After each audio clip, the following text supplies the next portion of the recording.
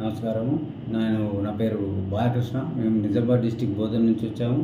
నేను సోరియాసిస్‌తో 20 సంవత్సరాలుగా బాధపడుతున్నాను.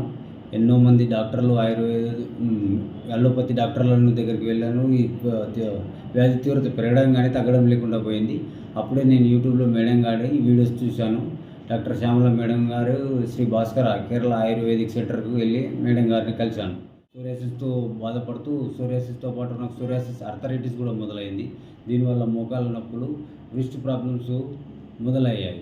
దీంతో నేను వాటర్ బాటిల్ మూత కూడా తీయలేని పరిస్థితిలో ఉండింటిని. మెడిసిన్ మూత కూడా తీయాలంటే వేరే వాళ్ళ సహాయం అవసరం వచ్చేది నాకు. మెడిసిన్ వేసుకోవాలన్నా, వాటర్ తాగాలన్నా.